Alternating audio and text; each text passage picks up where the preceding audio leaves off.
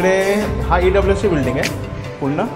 आम्ही एक मालकसोबत आहे, इकडचा फ्लॅटचा मालक आहे त्याच्यासोबत आहे. तुम्हाला मी पहिला तर एक फ्लॅटचा ओव्हरव्ह्यू दाखवतो कसं आहे. तर हा एक झाला 604. हा असा एंट्रन्स आहे आणि मी आता आतमध्ये जातो आहे. तर हा झाला हॉल. तर हॉल तुम्ही बघू शकता. तर सेक्टर 28 सारखंच आहे, हॉलची साईज पण तेवढंच आहे. आणि मी आता लेफ्ट साईडला हा एक असा बेडरूम आहे आणि माझ्यासमोर खिडकी आहे. खिडकी पण हां गॅलरीसारखा बनवला आहे. आणि तो काय आहे, तो आपला वो आहे ना, अटलच येतो आहे ना बाहेर. बाकी असं आहे. बाकी वरती एक शेल्फ दिला आहे तिकडे आणि इथे एक स्लॉट दिला आहे कपाटसाठी.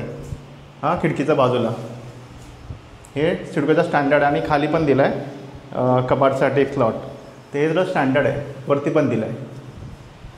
बाकी स्विचमध्ये तर इथे नॉर्मल स्विच आहे 6 एम्पियरचा. TV साठी मला वाटतं दिलं आहे आणि इथे एक केबलसाठी पण दिलं आहे. त्याच्यानंतर इथे पण नॉर्मल स्विचेस आहे आणि हे खाली दिलं आहे इथे. बाकीच्या फ्लॅटमध्ये आम्ही बघितलं असेल की वरती दिलेलं आहे, पण इथे सगळे सब खाली दिलेलं आहे. हे बेडरूममध्ये. आणि हॉलमध्ये इथे नॉर्मल स्विचेस आहे खाली, सर्व खालीच दिलेलं आहे सर्व स्विचेस. इथे पण एक खाली स्विच दिलेलं आहे, केबलसाठी पण दिलं आहे. हा एक नॉर्मल स्विच आहे. हा जस्ट दरवाजाच्या बाजूला पण एक नॉर्मल स्विच आहे आणि एक मेन बॉक्स तिकडे वरती आहे.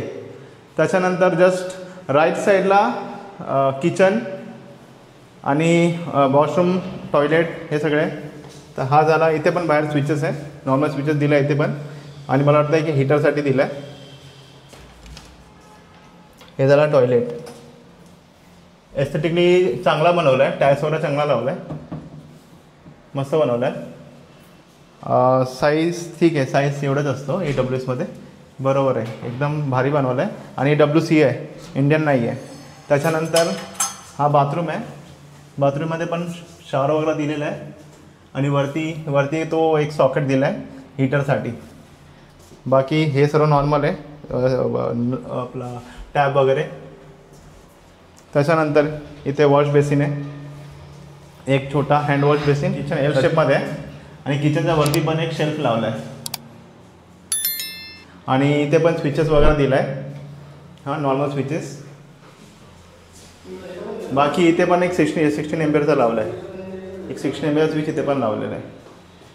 16 एम्पियरचा स्विच तिकडे वाटलं नाही दिला आहे का, AC साठी दिला असेल एक.